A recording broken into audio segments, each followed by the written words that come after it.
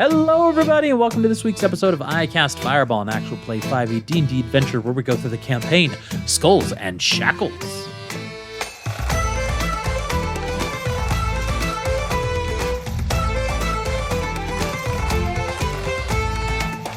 I am Thomas, your DM for this adventure, and around the table we have Lieutenant Ignis Halcon, Maximus Shuns, Ataraxia Kalian, and Buster Bilgewater. Captain to captain, the negotiations continued forward, and a couple insight checks. They found the Lady of Tidewater Rock to be quite agreeable to the terms, as long as protection could be provided in case Harrigan were to spring his forces upon Tidewater Rock itself, as their forces have been severely depleted over the months and months that Harrigan has harried her forces. So, with that, an agreement tentatively in place there, with the idea to continue these negotiations to further ahead in this, but also sensing the urgency to return to Tidewater Rock with their full force, both Ignis and Buster took hold of the oars. As they approached the Satyr's Song, magical fog encased the area where the ship was, and Buster, immediately picking up on it through a detect magic spell, was able to alert the captain, who used a new spell, Clairvoyance, to detect with a 28 perception. Not only were they close to their own ship, but someone else was secretly and surreptitiously, stealthily as well, approaching the ship, a boat full of Sahuagins, if you will. And that is where we join this week's episode of I Cast Fireball. So, I think an initiative roll is in order. oh boy. money. All right, Ataraxia. 14. 14 for good old Ataraxia. Max. 13. 13, pretty close together there. Ignis. 14. 14. All right. And did we determine that Ataraxia has the higher dex modifier there, or was it Ignis? I have 12 decks. I would imagine that Ignis is higher. Mine's 16, yeah. She absolutely is then. Buster. 15. 50. Whoa! You guys are All all of us right in a row. together. Look at that. There you go. Buster Boom, has boom. really good initiative. I'm not high dex, but I've got some extra bonuses to initiative because I'm a Harrigan. You all are one in purpose here. That's what's happening. All right. Well, guess what? A lot of these Sahuagin rolled a 3. Wow. on their initiative. Nice. So they are they're so stealthy, they're not aware of their surroundings. And then finally, the human. And I probably should roll for Sandara here, shouldn't I? That would be nice. Yeah, probably. Yeah, I'll go and roll for her. Sandara has a +5, so she has an initiative of 16. Okay. Thomas, I'm going to switch jump. The spell jump, I'm switching. Fortunately, Rangers don't have the best first level spell slot. They do have some good ones, but so many of them are concentration. So it's like if you just overlap them, they don't work. So I'm going to switch jump to long strider. Great. That helps in like extended Yes, travel, it basically right? gives you 10 feet of extra movement per turn. So it just helps if we are pursuing something. Yeah, your speed increases 10 feet, I should have say. to quickly pursue, like which is very on par for you, Max. Yeah, that's a good Very one for on him. par.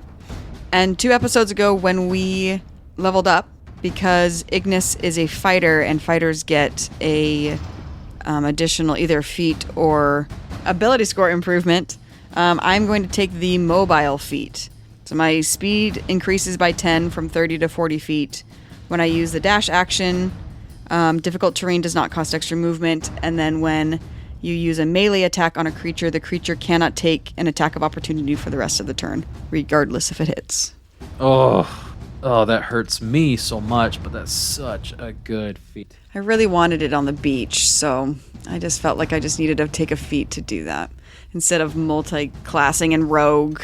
You mean that Ignis is learning from her mistakes, or just the situation? Really wanted to multi-class and rogue. Me and my multi-classing. But I'll take a feat instead. So, back on the ship, we jump in here as Sandara calls an alarm on the ship for ballista to be manned, to be armed. Initiative being immediately thrown into here. We actually jump to the top of the initiative, which is none of you, and it's none of your ship. It is the opposing ship, which is still going to take 3 turns to get within range, but they have a weapon long enough to try and lob something over to the Satyr's Song. It's going to be very difficult to do so, but since they have been revealed, they're going to When you say the ship, the opposing ship, you mean the opposing rowboat or the opposing warship? the rowboat on the port side approaching. You're like, Okay. No, yeah, good call out there. So they are going to pull out a crossbow, and from Ataraxia, do you still have your clairvoyance up? I do. It's concentration up to 10 minutes. So you're just gonna like hold on to it until you actually get to the ship, you think? Yeah, until I need to drop Okay. it for a different concentration spell, basically. So you can see like this fire ignite really quickly, and then this bolt immediately soars towards the Satyr's Song. And it's going to be with disadvantage because it is not a normal arrow, or bolt, I should say, that is getting launched at the Satyr's Song. So here we go. Okay, that's with disadvantage. Okay. So the bolt impacts into the center of the Satyr's Song with this fire on it that is minimal. It's just kind of like this smoldering fire that's kind of like, it's not the equivalent of like a match when you strike it and it's like burning. It's the equivalent due to size of the bolt, I would say. I am going to roll a percentile dice, though, to see if there is an explosion that happens from this bolt as a result. Oh, just casual, just exploding crossbow bolts, nothing big. Yeah, you know, Oh, yeah. It's easy. It's fine. And how far away are they from the ship? they're just as far as you are. They're about 150 feet on the port side. But they can see through the fog. They can see through the fog, yes. Oh, okay. And so low probability here. They're obscured from us by both the fog and our ship, right? Like we're not. Correct. Yeah. You can't see Yeah. them because you're on the starboard, they're on the port. Ataraxia is giving you the play-by-play. I rolled a 90 on the percentile dice. There is no explosion that happens from the bolt. In fact, Ataraxia, as you look down, I rolled the percentile, I rolled the fire that was there, actually goes out and gets snuffed out by, for whatever reason, chance, the air itself. And so there's this bolt with this something attached to it that you can't quite make out in the heat of battle, and that is going to be their turn. So we now jump to Sandara. It is her turn, and so she yells at the ballista to get manned and armed. Get to the ballista, arm it, and fire! And so there are two individuals on the port side that run over to some ballista. Barry and Lafroig. Barry and Lafroig. Let me make those names. Beret? changes. I don't remember if that was her name. I wrote them down. This is not Buster. This is Josh. It is Beret and Lafroig. Good job. There we go. Whoa. Beret and Lafroig. The ballista keepers. They run on over there and they get the ballista. They try to aim and they fire at the boat that is coming towards them, as they can now see crusting through the fog this rowboat with these individuals. And so they're going to roll. Actually, Josh, why don't you roll one and for remembering Beret and Lafroig's name. So you roll one of them and tell me just what's on the die. D20? Yeah, D20. Off it goes. A 9. A 9. Well, I believe it was a +5, so a 14 to their rowboat. Yeah, that does hit actually. So the other one here, that's a 14. So 14 plus 5 is 19. So they both hit, and so they're going to do some damage here against their rowboat. So yeah, here we go.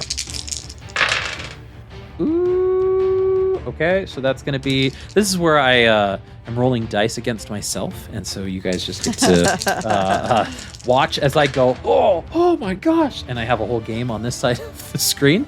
Cool. So that's 23 points of damage to the rowboat. It is ticking on water very quickly, very fast. And that is going to be Sandara's turn. We finally jump to Buster. It is your turn. So we all still have water breathing. If I use my turn to dash and I start the dash with my rabbit hop of 15 feet, that would give me 75 feet of movement. Would that be faster than the boat or no? Ooh, it absolutely would be faster than the boat's 50. You would be actually and because you were made aware, you started booking it. I'll say that you're one round closer to reaching the satyr song than everybody else, or than the enemy rowboat. Then Buster's gonna say, "Permission to disembark, Captain." Permission granted. All right, and he's gonna do one of those, Jar Jar Binks leaps forward with his staff in hand. Scarf around his neck, he dives into the water with the intent of going under our ship. Now, tidal wave is 120 feet to cast. So with that 75 feet of movement, would I be close enough that I could hit the rowboat with the Sahu again with a tidal wave from underneath? And not hit your own? Ooh, okay. I like that. So you jump 75, sploosh, and just magically propelled. You just almost like there's an air pocket that's just riveting you down underneath your ship. Gosh, in my mind that looks so cool. But it's cold, it's frigid. You feel just this like you being woken up, even though you're already fully awake. Just but I can breathe freezing it. water. That's the best part. And you're like, oh, how cleansing! As you just you dive underneath, and sure enough, so tidal wave, verbal, somatic, material. I can do it all underwater now because I can breathe. You can do it all underwater. Absolutely. So 120 feet, you can cast it on the other. You can see the other boat as they're getting another fire started, like the flint and steel trying to get it. So you're like, there it is, and you just. I ready my staff. I take a stance as best I can in the water, and I say, "Great depth unstave, your tidal wave." And I want to push with the water. Like if it can take me forward a little bit, that'd be cool. But essentially, it creates a 10-foot wide and 10 feet tall wave, and each creature caught in it has to make a dexterity saving throw. And on a fail, they take 46. I would also like the human aboard to be forced to have rolled a 4. Oh, okay. Okay, so you're forcing them to take a 4. Cool. So they fail automatically, that human. The rest of the people, this is cool. Are you starting it on the surface, like essentially 120 feet on the surface where it just overpowers them, or are you starting it kind of below? I want to the come water from as well? underneath the boat and hit the boat itself and knock all of them within that wave. I want it to literally be like a wave from the sea. So are we thinking almost three-dimensionally, it's just going directly up, like a tidal wave going directly up into the sky? Yeah, in my brain, it looks like a cresting wave, breaking right on the other side of our ship and smashing into their boat. So it gains the momentum from you. It just kind of gets pushed, and you can see almost I kind of imagine the visualization almost like an Aquaman mental wave, just kind of boop, boop, boop, boop, boop, boop, and then it emanates from you, and you can just see the pressure and the movement just as you hear this rumbling in the water as it gets thrust past your ship upwards, and then everybody on the this silvery barbs can hear it. You just hear this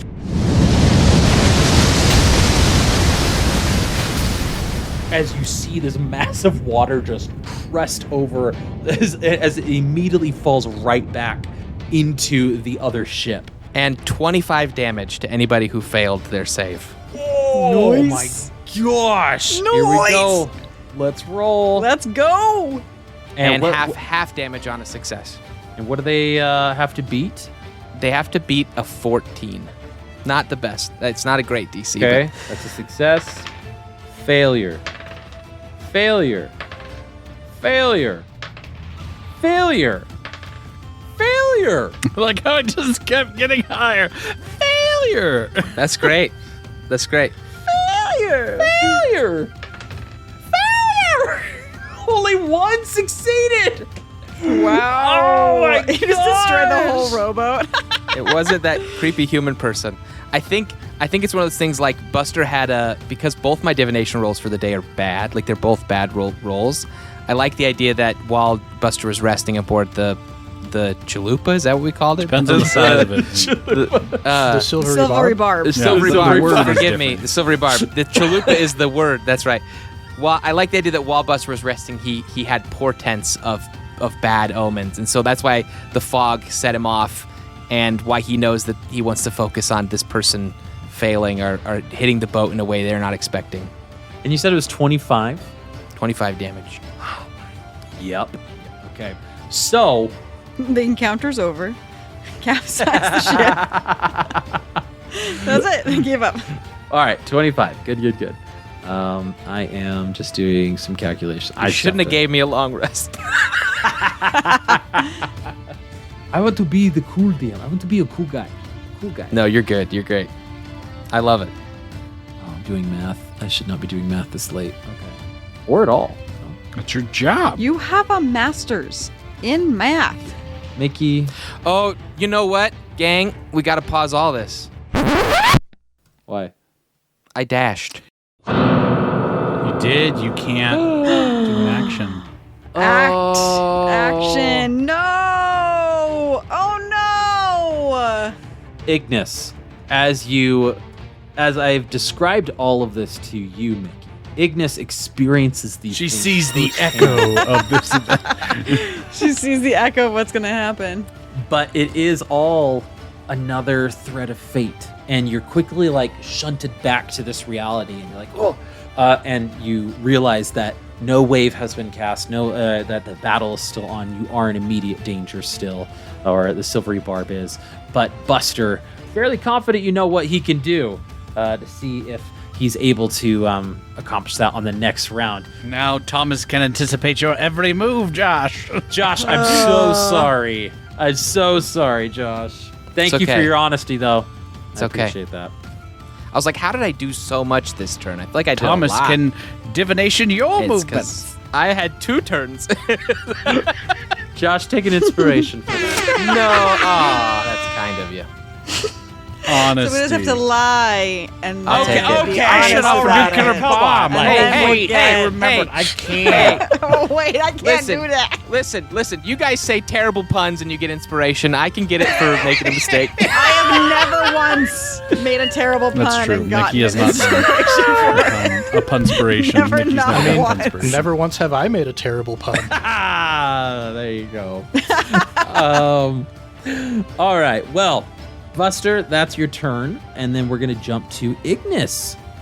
Ignis being shunted back into this reality and realizing that there was no tidal wave coming really starts to feel that impending. What a letdown. She really starts to feel that impending need to get there. What would that be? An impending Good. need to get to the ship. A rush. Urgency. I need to get there. Urgency. Thank you. There we go. Urgency.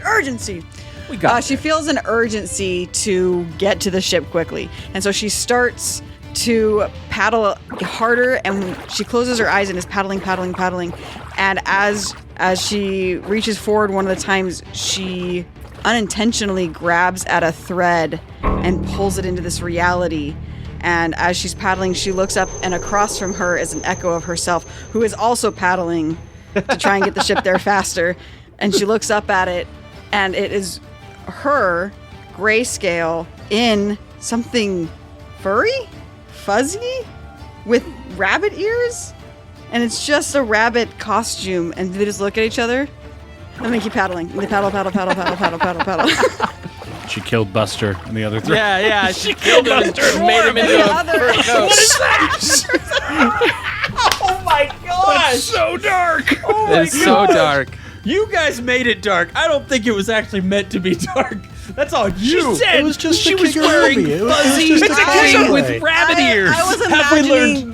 that somebody in a rabbit, like somebody had to be the rabbit in a different timeline, but she's obviously not a herring god. So what would that look like?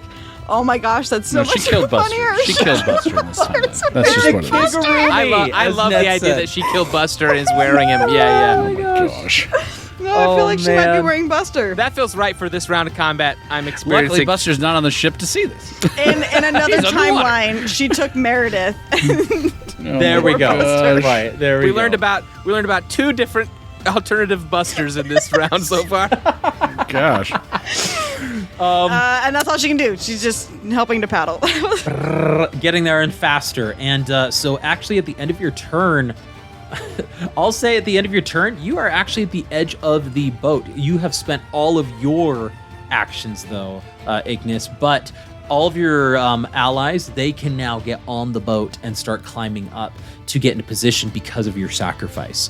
So you benefited from it. In fact, as you get there, the ship actually has like an arm extend next to the paddle boat with like a rag, and it sort of like pats your forehead as you're like and sweating. So well done. We now jump to Ataraxia.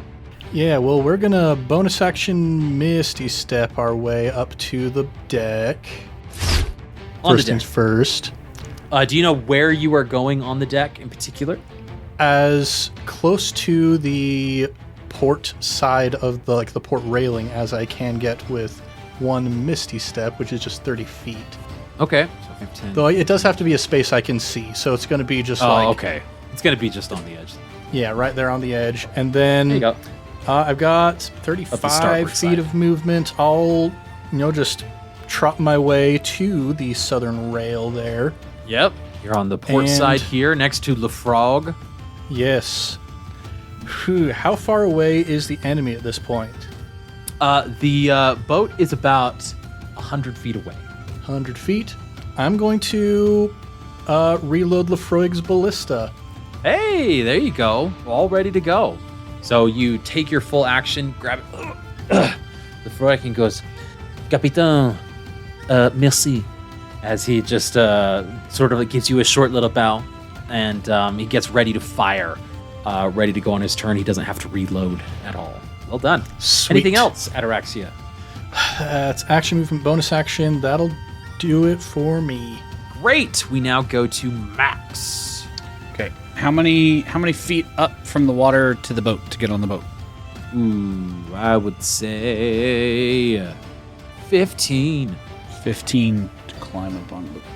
Okay. Max is going to look at Ignis as he sees both these Ignises, and he's like, "Oh my gosh!" Just like, what did she do in that other life? He's the hunter. That's true, but I don't know why this you are is also new wearing information to you're him. wearing our friend, so that's a little. He's getting a little ideas. He's getting ideas. macabre. He's getting What good style. Oh my gosh. No, he's just gonna look at Ignis and go, "The Suhagins are back. Time for round 2 for our competition." As he recalls counting the kills last time and comparing them to Ignis's, and he will furl out his wings and take off into the sky, using 35. Because now with my being level 6, I have Deft Explorer, where my climbing and flying speed equals my walking speed. So flies up 35 feet into the air. From that, can I see the other ship? Yes. So the fog is parting. They're still about 130 feet from where you currently are at, but that you can move another 15 feet closer if you would. I can with my movement because I have 35. I have 35 feet of movement. So can I go up and toward being able to see them and get within like 100 feet range? Yeah, we'll say you're right above Lefroig, actually, at the edge of the port side. You're kind of like hovering above him in the air because you spent 15 feet to climb up onto the ship. Yeah, and so we'll say that you're in the air above Lefroig. You are within 100-ish, maybe 110 feet of their rowboat. Okay, I gotta know specific because my crossbow is 100-foot range for. Okay, it would be 110 feet because you are in the air. Yeah. Okay. What I'm gonna do then is I'm gonna kind of do what Buster did. I'm gonna use my my action to sprint, if you will, and I'm going to use my 35 extra feet of movement to go up higher into the sky and out. So I'll use 10 feet to go a little bit more out, and then the 25 feet to go up more into the air. Okay, so you are essentially just barely over the water, but we'll say maybe 30 feet into the sky above the deck of the ship. Because if I've already reached the deck, which is 15 feet up.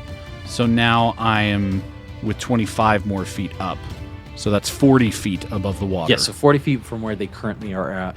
From the sea level. Okay. Yes. And he will just kind of be there. Hovering. Excellent. Sounds good. We now have... It's the Sahuagins' turn here. All of them. It's all of their turns because they rode so poorly. All of their turns. All eight of them. They all survived and are alive. So far. All 8 of them. I forgot to mention that there are 8 Sahuagin and 1 female human in this ship. So, what to do. 2 of them are going to stand up, and this purple lightning is going to start to conjure from their hand as they wave their hands around and they mutter in Sahuagin these words. And Ataraxia, one of them is actually going to try to hit you. It is going to make a ranged spell attack against you. Ooh, that is... Where is their thing? 14 to hit. That hits. Ooh, okay, so 14 to hit. You are going to take 4d6 radiant damage. This is Guiding Bolt. Oh boy. Ooh. That is 18 points of radiant damage to you, sir. That is a lot of damage. And the next attack roll against you, you are now shining bright in this purple lightning, almost like sparkly light as it is surrounding your body, Ataraxia. Sorry, didn't he help load a ballista? He did. Ballistas are the deck below. Technically, they are supposed to be in the We don't below. have ballistas on the top Yep, deck. that's true. I thought they were on the deck of the ship. They're on the gun deck, which is one deck below. I am in charge of the ballistas. I know where they are. Yes, we're going to honor that professionalism, knowing where the ballistas are. And Ataraxia, you are not on the deck of the ship then. You went down below to help with that, if you are agreeable to that. I mean, that works for me. Okay, sounds good. Ignis had a vision. The ballistas were on the top of the ship. The realities are just merging. You run down there to support. And so as a result, Max, you actually get shot with this instead. But a 14, I believe, does not hit. It does not hit. Okay, so the first one misses. The second one, however, comes right at you. Does a non-natural 20 hit? No, it does not. No, I'm sorry. You liar! When I'm flying, I gain 10 armor. He's lying. All right, so that's 46 damage. Ooh. Okay, that's 14 points of radiant damage. 14 points of radiant damage to you, and the next attack against you has advantage. Thomas, I see this ship, right? It's the rowboat. Yes, it's within 100 feet from the satyr song to the rowboat. Real quick, do I recognize the woman? Like, is she part of some, like, the crew we overturned or anything? Have we encountered She is. her It's before? hard to make out her characteristics despite your high initiative or your high passive perception, but you still can't see her in particular. Okay. So, like, her features, you have to get really close. I'm just checking something with the other Sahuagin to see if they can even do anything else. The others can't. So they are they're good. We now jumped to the top of the round actually, and top of the round is the female human on their boat. She casts something on herself. She actually grabs something in her belt, puts it in her mouth, bites something, and you see this like spark, but it's not like a explosion like fire. It is a magical spark that then just encompasses all over her body, and that is actually going to be her entire turn. like she's getting ready for battle. And she's going to urge the ship 50 feet, the rowboat 50 feet closer. So it is now 50 feet on the port side between the Satyr Song and the rowboat here. Sandara is going to call for another round to reload and fire. But thanks to Ataraxia, Le Frog, he says, Capitan, here we go. And he just, here we go. Here we go. Ataraxia rolls. The Swiss summer. I call this.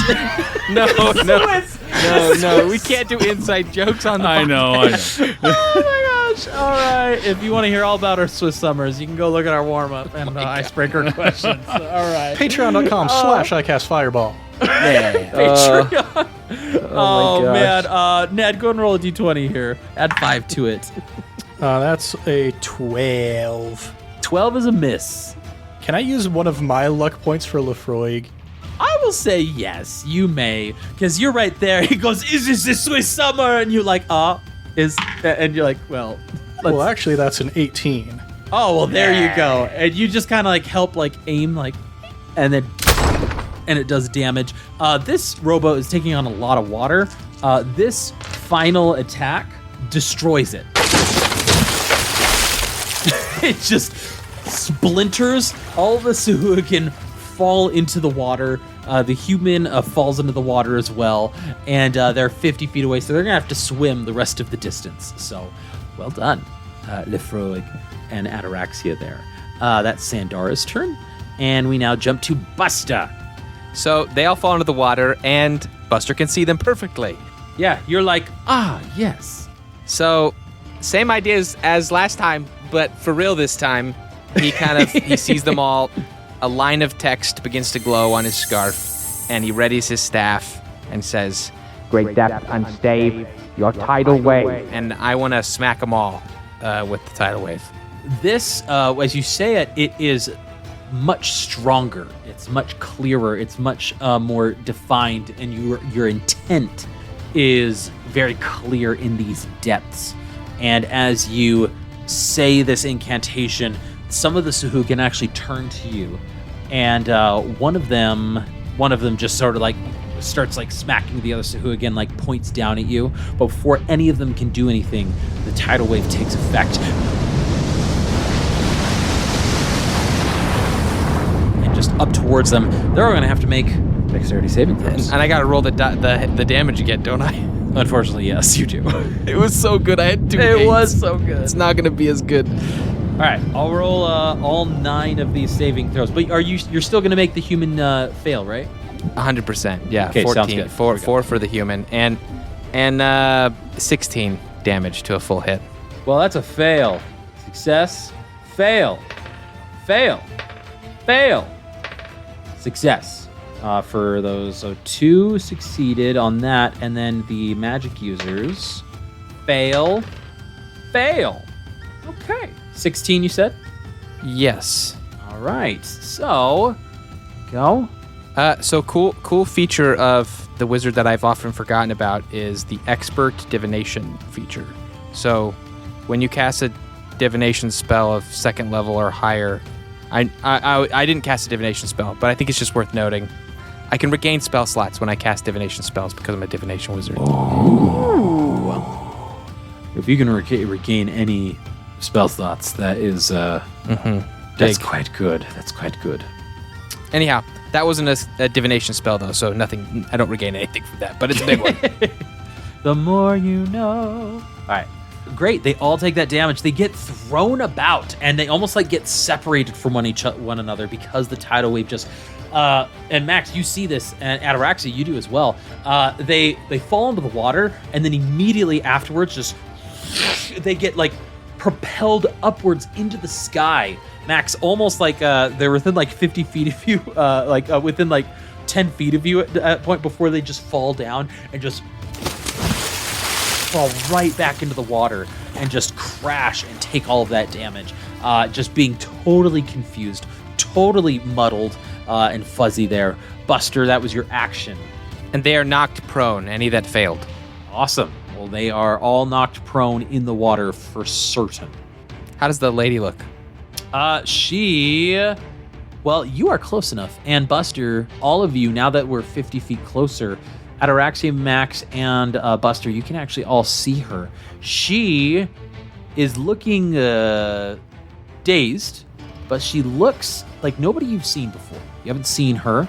She is a individual who's wearing a very traditional like headband, like bandana, like around her temples, which is holding her long black flowing hair back out of her face. Not now that she's in the water, but her body is actually pretty bare of any clothing. She only seems to have necessary clothing around her private areas.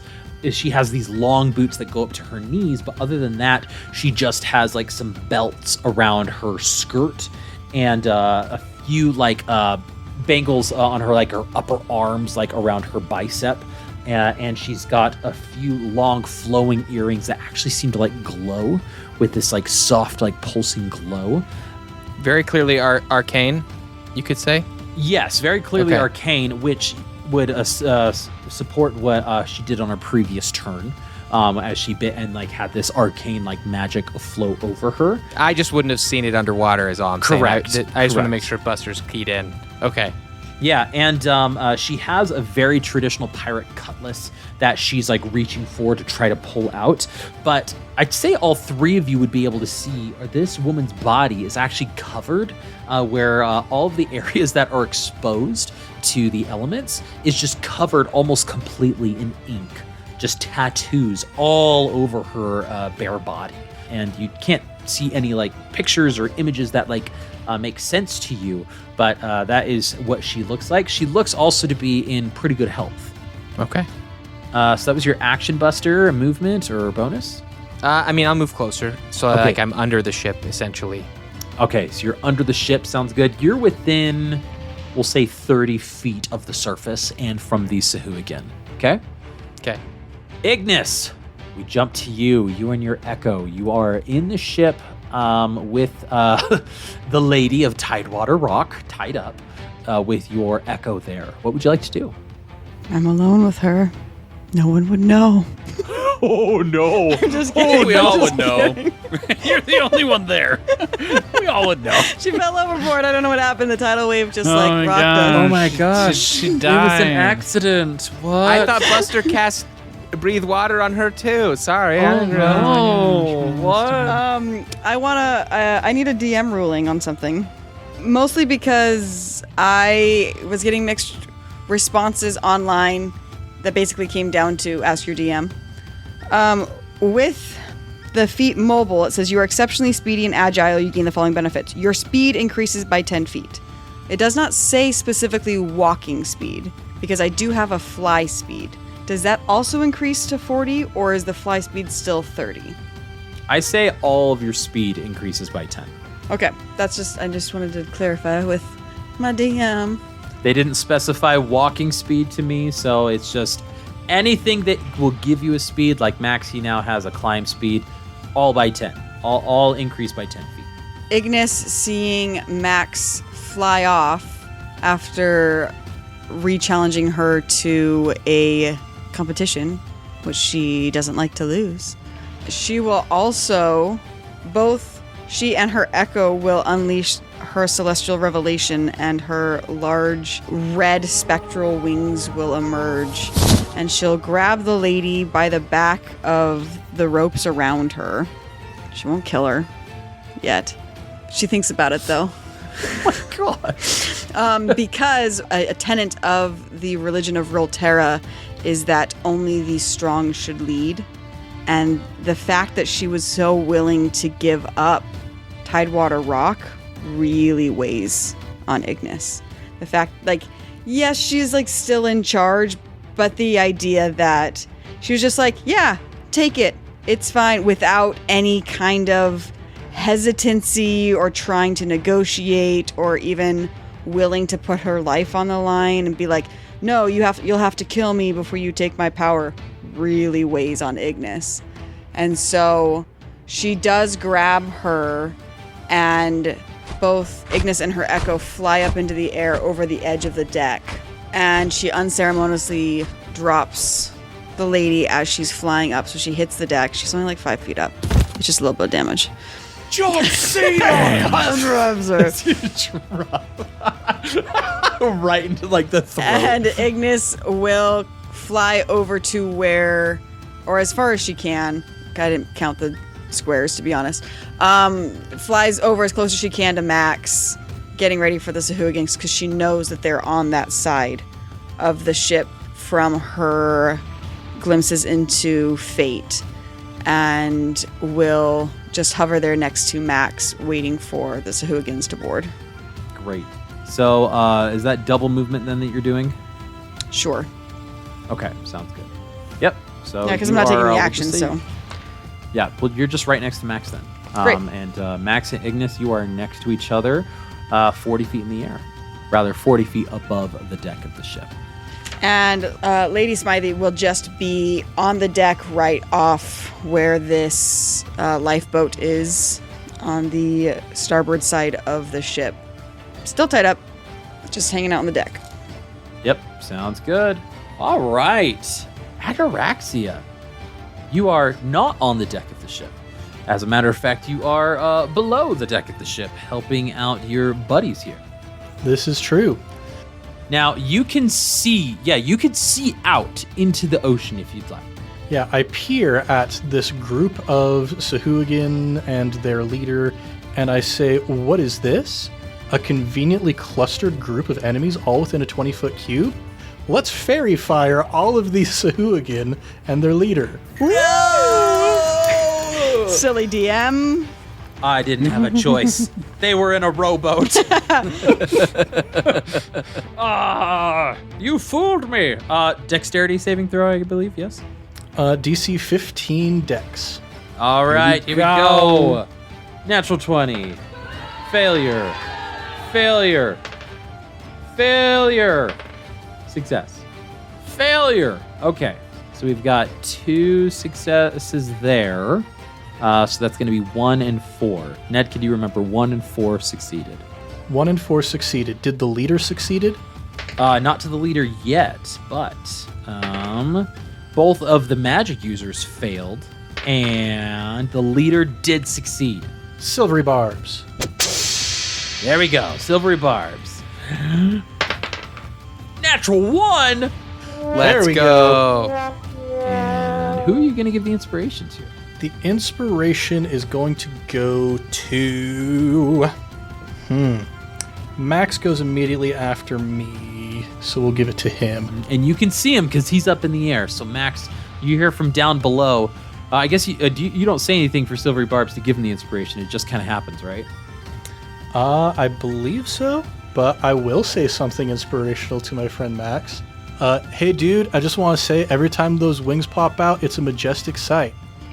Then you're Bolstered by that, Max. You have inspiration. This is a D20 inspiration as well, not the Bardic inspiration. Oh, wow. Correct. Correct. Great. Oh, speaking of bonus action, I'll give a bardic inspiration to the lieutenant. Awesome. Hey. And so you just say ditto to the lieutenant then to give. All right. Sounds good. All right. That is Ataraxia, and now it's Max. okay. How far away are the floating peoples? They are 90 feet. 90 feet. I 50. thought they got closer to us. Well, they're 50 from the ship, but you're 40 feet in the air. Oh, right? okay. Gotcha. So they're 90 feet away. I know it's listeners technically not 90. I should know the Pythagorean theorem A squared plus by B squared heart equals C here. squared. I know it's A squared plus C squared. It's like 70 or something, right? They are within 100 feet. Okay. Dang it. I was hoping that they would be closer. What's the square root of 41? It's less than 7. It's 6.5. So that would make them 65 feet away. 65 feet away. Okay. I'll wait for another turn, I guess, for this. Okay. I'm going to bonus action Slayer's Prey onto the lady. The lady. Yep. Or I have to get within 60 feet of her, so I'll get within 60 feet of her. We'll say that you can fly down 5 feet to get within 60 feet. Does that work? Yep. All right. And then I will shoot her. Shoot her! All right, Jurassic Park, go ahead. And I get advantage because 1, prone, but 2, fairy fire. I don't know that she's prone. She may have succeeded. Somebody succeeded. She does have fairy fire, so it is advantage. That is correct. Okay.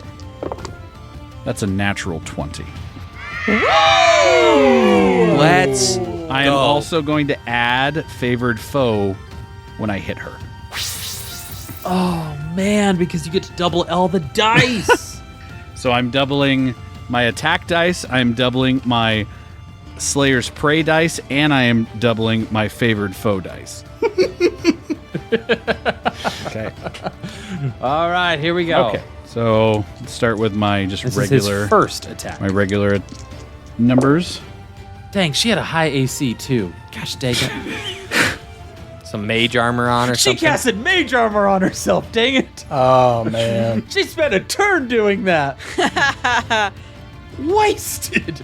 The give and take of a wizard. You like sometimes you spend a spell and it doesn't do anything to help you. And favored foe is now up to a D6 at level 6. 29 points of damage.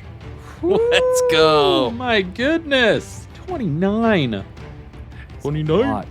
29. 29. Oh, my God. Oh, day. Hashtag Schmidt. Oh, day. Oh, day, son. Oh, day. Oh my gosh. Oh, a white man. No. That's my favorite one. Oh my gosh. Oh We're man. all millennials. If you guys don't know that by now. Oh my gosh. New Youths. girl. All right, Schmidt. All right. 29 points of damage to the lady. As it hits her, you just heal 29. And she takes some damage. She is bloodied for sure. But she is still up and seething with anger. And she speaks in Sahuagin to her allies. Ah, dang it. So, Max. I will use my extra attack and hit her. Oh my gosh. With advantage. That's only Wait, one. she spoke something? What did she speak? Sahuagin. Well, didn't the Sahuagin It's speak its own Aquan? language. Yeah, he could hear. You let him I could hear the Sahuagins the first time. get a gist. It's a gist situation. It's basically a slew of curse words. Just like, gosh dang it, guys, come on. They wanted to do what we did to Tidewater Rock, and we caught them with their pants down. All right, but second attack, Okay. Max, go. With advantage again, because Fairy Fire's still around. Yes, with Okay, advantage. I'm just checking one more thing. Sorry. This is taking forever. I just want to make sure. First time you hit on each of your turns. The first time. Okay. Just double checking something. Rolling. That's going to be 17 to hit. 17 is not a hit. Okay. That's a good AC. It's a very good AC. It is a good AC. That's why I was like, natural 20, come on, guys. Well, we do still have the inspiration from the Silvery Barbs. That's true. You do have inspiration Oh. for Silvery Barbs to use. Yeah, sure, which, why not? If I recall, you want to use that mechanically. That is something you want to use sooner rather yeah, I'll than use later. it. That's going to be... Stop it. It's a natural 20. Stop it. Let's go. Yes!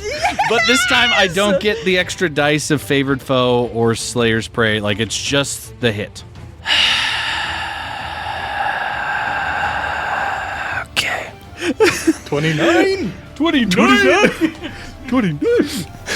Oh, Typical! oh, day, son. All right, so you don't get 6 dice, you get 4 dice. All right. No, I get 2. I just get to double my initial hit. Okay, here we go. 14 damage. 14. Hit him hard, hit him fast. Do as much damage as you can. You know the drill, Max. Some monsters, that's the only way you can approach them. And these be monsters attacking your ship. 14 damage to her. She is very, very bloodied, but still up as she curses in common now and just starts a slew of curses pointed towards you. As your glowing body is flying in the air, she points at you and seems to be trying to direct all the attacks to you if possible. But she is very Thank bloodied. Buster's like, Max, I believe that's it. Anything else though? No, that'll be it. both of the priestesses go on either side of this human woman, and they start to like almost like stir in front of them, stir in front of them, stir in front of them, back and forth, back and forth, back and forth, like churning the water as this human woman is in between them. They're going to spend their whole turn just doing that, while the human woman just kind of glares daggers at you. The other 6 Sahuagin, they all take out their... Well, let's see how this goes, actually. A few of them are going to take out their spears and just chuck them at you. Now... I'm 60 feet away. Yes, that is the far range of their thrown spears, so it's with disadvantage, but they were ordered to go after you. The first one is just flat, though, because you are glowing bright like a diamond. So, are they at disadvantage at all also because they're in water throwing stuff, or because they're watery creatures? Maybe that's just their natural. They're at disadvantage because of the distance, and that's gotcha. it. But it's flat because I'm glowing. Exactly. And first one was a natural 1. So now the 3 others are with disadvantage here. Yep, another natural 1. That's going to be a 9 to try and hit. That misses. And that is a 13 to try and hit. That misses. So the other 2, seeing the futility of this effort and being like, maybe we should be a little smarter, they start swimming. They go under the water and they start swimming and swimming and swimming towards the silvery barb. And they're going to reach the silvery, not the silvery barb, the satyr's song. And they start to climb. They spend all of their movement going there and climbing. They're not quite to the top. Well, what is their speed, actually? Give me a second. If they were prone, I don't know if that was this round or last. Takes half their movement. Last round's half their movement to unprone. Themselves. Yeah. Oh, you're right. Of course. So yeah, they spend half their movement to kind of recover, and then they go. So that is only 60 feet of swimming that they can do. Okay, so they get to the satyr's song, I'll say, but they cannot start climbing. So, Buster, they are basically right above you as you're at the bottom of the ship there. Now, I'm going to take the top of the round. It is the human turn. I'm going to take her turn here. And as the 2 Sahuagin priestesses, they're churning the water between them, muttering under their breath in Aquan.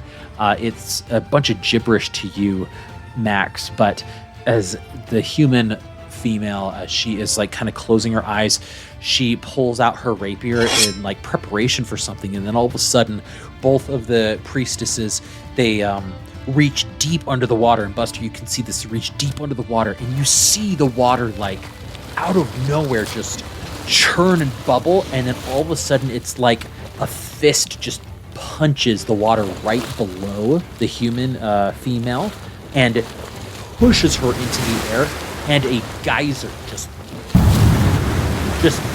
rockets her upward right next to you and directed towards you, Max, in fact. And this woman, as she's being buffeted into the sky, she opens her eyes at you and she just reaches towards you with this hand that has these long fingernails, and she just goes and she tries to claw at you. She's going to cast Vampiric Touch on you, and she's got to make a melee spell attack against you. Here we go. She rolled a 2 on the die. Rough. Really wishing I'd saved the advantage for her and not for those stupid Sahuagin. But she rolled a 2 on the die, and as she goes to reach for you for Vampiric Touch, what I'll say is that she grabs onto you, but she cannot leech the life force from you, causing necrotic damage. As she like grabs onto you, you feel this pulsation. You actually grab her hand and pull it away from you, and she uses her other hand to like grab onto your body, and you're sort of like grappling mid-air. And this is what the priestesses sacrifice their turns to ensure that she could get to you. And now you're in the air. She's staring daggers into you. And she whispers in common towards you, "You should not have killed my allies before." And that is where we're going to end this week's episode of I Cast Fireball.